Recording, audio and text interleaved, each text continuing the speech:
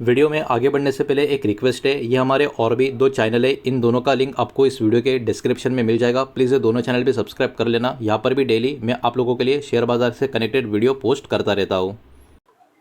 तो चलिए आगे बढ़ते हैं इस वीडियो के टॉपिक के ऊपर। इसके पहले भी कुछ वीडियो मैं पब्लिश कर चुका हूँ, वो वीडियोस अगर अब तक आपने नहीं देखे तो आप चाहिए तो हमारे चैनल के वीडियो सेक्शन में जाकर उन वीडियोस को देख सकते हो। तो देखिए यहाँ पर हम डिस्कशन करने वाले एमटार टेक्नोलॉजीज लिमिटेड इस कंपनी के शेयर के बारे में। बिकॉज आज के दिन बहुत ही बड़ी गिरावट इस स्टॉक में यहाँ पर हमको देखने को मिल रही है, जो अराउंड 11% के करीब की यहाँ पर नजर आ रही है।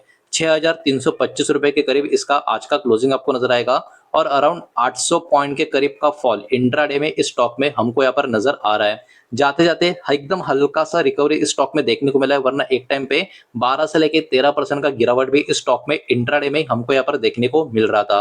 अब देखिए जरा आपको बातों को भी यहाँ पर थोड़ा समझना होगा। इसका कंपनी का स्टॉक का लॉन्ग टर्म का पैटर्न अगर आप खुद का डीमैट अकाउंट ओपन करके देखोगे, गूगल चार्ट के ऊपर देखोगे या कहीं पर भी देखोगे, तो आपको क्या दिख रहा है, ये वाला स्टॉक का जो चार्ट है लॉन्ग टर्म में काफी तेजी से हाल फिलहाल में काफी ऊपर की तरफ गया।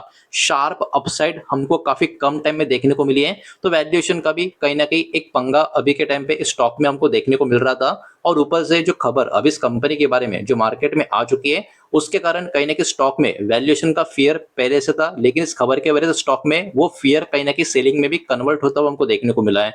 तो खबर एक्चुअली है क्या, उसको जरा सिंपल वे से यहाँ पर हम देखने की और समझने की कोशिश करते हैं।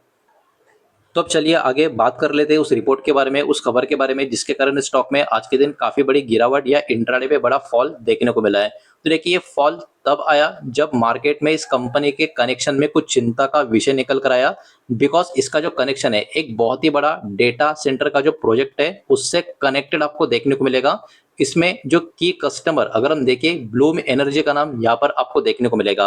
अब देखिए ये न्यूज जैसे ही मार्केट में आई, हेवी सेलिंग इस स्टॉक में शुरू हो गई। तो ये पूरा का पूरा जो रिपोर्ट है इसको समझना बहुत ज्यादा जरूरी यहाँ पर रहने वाला है। तो एक्चुअली हुआ क्या इस डेटा सेंटर का प्रोजेक्ट के कनेक्शन में, तो देखिए ये जो रिपोर्ट निकल कर आ रही है ये अकॉर्डिंग टू ब्लूमबर्ग की तरफ से, ठीक है।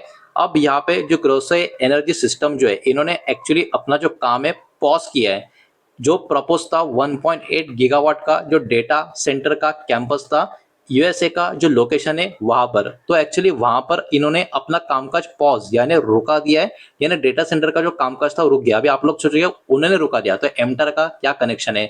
तो वही बात है, यही बात हमको यहाँ पर समझ कर लेनी है। तो देखो ये जो पर्टिकुलर अमेरिका की जो कंपनी है जो डेटा सेंटर यहाँ पर बना रही है, वो ऑब्वियस सी बात है ओपन एआई और माइक्रोसॉफ्ट जैसी बड़ी कंपनी के लिए इनका ये कामकाज यहाँ पर चलता हुआ हमको देखने को मिल रहा था। ये प्रोजेक्ट का एक्सपेक्टेशन यही निकल कर आ रहा था कि ये प्रोजेक्ट जब कंप्लीट होगा तो पावर जो यहाँ से रिसीव होगा वो कितना होगा, 900 मेगावाट फ्यूल सेल का सप्लाई ब्लूम एनर्जी के द्वारा यहाँ पर दिया जाएगा। ये अपने आप में काफी बड़ी अपडेट या काफी बड़ा आप कह सकते हो यहाँ पर आने वाले समय के लिए प्लान किया गया था।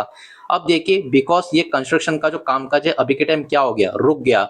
तो इसके कारण यहाँ पर क्या हो गया, यहाँ पर कंसर्न्स यानी चिंताएं बढ़ती हुई देखने को मिल रही है कि फ्यूचर का डिमांड ब्लूम एनर्जी का जो प्रोडक्ट होगा उसके लिए किस टाइप का यहाँ पर बना रहेगा। तो देखिए ये जो ब्लूम एनर्जी है ना, इसको बहुत बड़ा प्रॉब्लम हो गया और इस ब्लूम एनर्जी का कनेक्शन एमटार के साथ है। इसके लिए एमटार के स्टॉक में भी इसका रिएक्शन हमको देखने को मिला। तो एमटार का कनेक्शन किस तरीके से ब्लूम एनर्जी के साथ है, इसको जरा यहाँ पर सिंपल वे से समझने की कोशिश करेंगे। तो देखो ये जो एमटार टेक्नोलॉजी कंपनी है ये एक्चुअली एक इंपॉर्टेंट मैन्युफैक्चरिंग पार्टनर है किसकी, ब्लूम एनर्जी की। तो आई थिंक आपको सिंपल सा आंसर मिल गया होगा कि इसका कनेक्शन किस तरीके से ब्लूम एनर्जी के साथ हमको देखने को मिल रहा है। तो कंपनी क्या करती है, मैन्युफैक्चरिंग करती है और फैब्रिकेट करती है जो क्रिटिकल असेंबलीज के और कंपोनेंट्स होते हैं किसके लिए, ब्लूम एनर्जी के लिए। और ब्लूम एनर्जी ये जो कंपनी है ये एक्चुअली कहीं ना कहीं एनर्जी सर्वर्स यूज करती है इफिशिएंट पावर जनरेशन के लिए और लोअर एमिशंस के लिए। तो देखिए इसके कारण ब्लूम एनर्जी में जो झटका लगा है, अमेरिका में काम रुका उसका।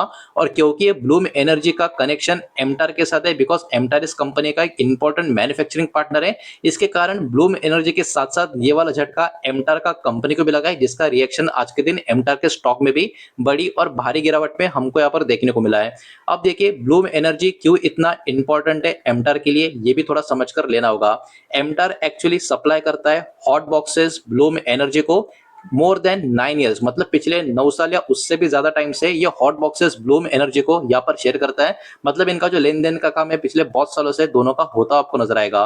और ब्लूम एनर्जी कंट्रीब्यूट करता है एक सिग्निफिकेंट पोर्शन एमटार का रेवेन्यू का। इसका मतलब क्या है? इसका मतलब ब्लूम एनर्जी के साथ कभी कुछ बहुत अच्छा हो गया, रेवेन्यू में उनका बड़ा पुश आ गया, तो उसका बहुत ही अच्छा इंपैक्ट एमटार में भी आएगा। लेकिन वही बात है, अगर कभी ब्लूम एनर्जी के कनेक्शन में कुछ गड़बड़ हो गई तो उसका नेगेटिव इंपैक्ट भी उतना ही बड़ा एमटार के कंपनी में आएगा, जो आज के दिन आता हुआ हमको देखने को मिल रहा है। अब देखिए, हॉट बॉक्सेस के अलावा एमटार क्या करती है? एमटार डेवलप भी करती है और मैन्युफैक्चरिंग भी करती है हाइड्रोजन का बॉक्सेस, इलेक्ट्रोलाइजर्स की बात करें ब्लूम एनर्जी को, तो ये पार्टनरशिप जो है ब्लूम एनर्जी के साथ, ये वन ऑफ द एमटार का मोस्ट इंपॉर्टेंट कस्टमर की तरह यहाँ पर देखा जाता है। और इसी के कारण ये जो कनेक्शन है, इसके वजह से स्टॉक में आज के दिन इतनी बड़ी गिरावट भी हमको यहाँ पर देखने को मिली है। अब देखिए, मोतीलाल ओसवाल, ये नाम आपने सुना होगा, इनका भी यहाँ पर एक कमेंट्री एस्टिमेशन यहाँ पर निकल कर आ रहा है। मोतीलाल ओसवाल के अकॉर्डिंग एवरी 1 गीगावाट का ऑर्डर जो रिसीव होता है ब्लूम एनर्जी के द्वारा, वो कहीं ना कहीं पोटेंशियली जनरेट करके देता है 900 से लेके 1100 करोड़ का बिजनेस अपॉर्चुनिटी एमटार के लिए। तो इतना बड़ा कनेक्शन इन दोनों कंपनी का आपको देखने को मिलेगा।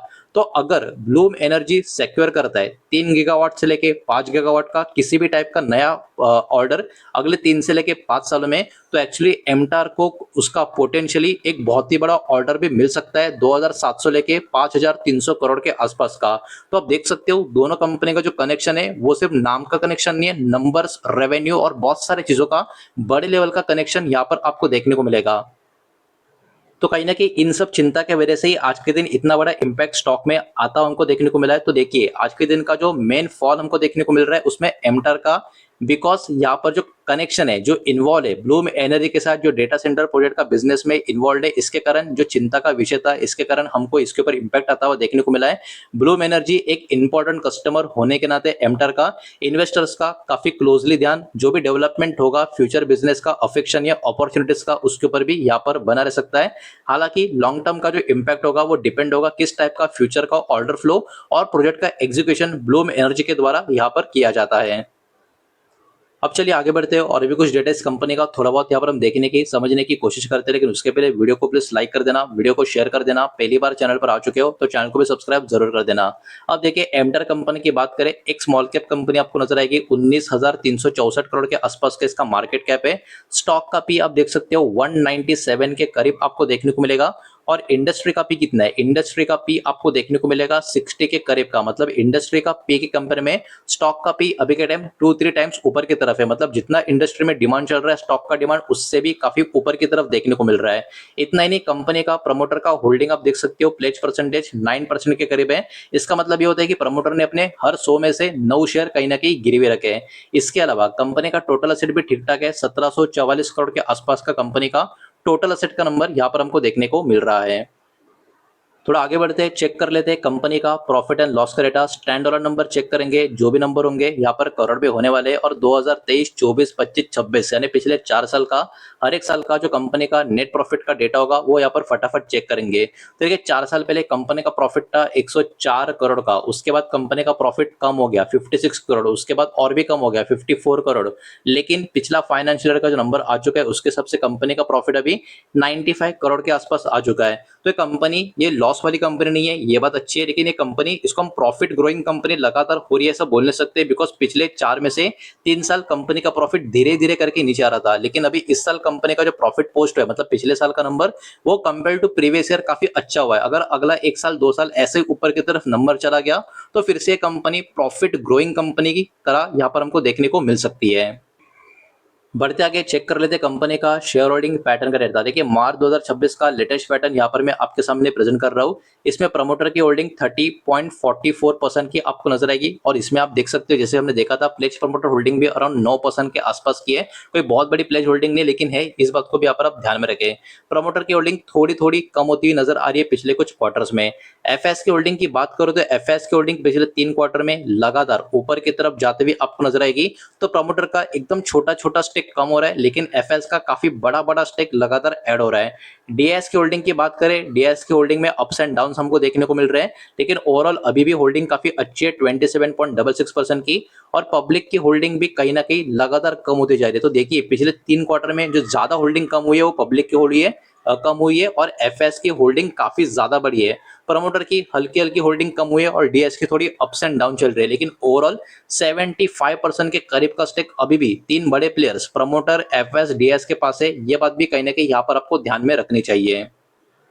तो देखिए ओवरऑल डेटा काफी इंपॉर्टेंट था, काफी इंटरेस्टिंग था, तो वही सारा डेटा मैंने आपके सामने यहाँ पर प्रेजेंट किया है। और जो भी डेटा मैंने आपके सामने प्रेजेंट किया है सब कुछ एजुकेशनल इन्फॉर्मेशनल पर्पस के हिसाब से, किसी भी तरीके का इन्वेस्टमेंट का एडवाइस या स्टॉक का रिकमेंडेशन मैंने आपको दिया नहीं है, ना ही मैं आपको दे रहा हूँ। ये बात भी यहाँ पर आप ध्यान में रखें। उम्मीद करता हूँ वीडियो समझ आया होगा, पसंद आया होगा तो वीडियो को लाइक करें, दोस्तों से शेयर करें। पहली बार चैनल पे आ चुके हो तो सब्सक्राइब भी कर देना। और कोई भी स्टॉक में निवेश करने से पहले खुद की स्टडी रिसर्च जरूर करें, फाइनेंशियल एडवाइजर की सलाह जरूर ले। मिलते हैं नेक्स्ट वीडियो में, धन्यवाद।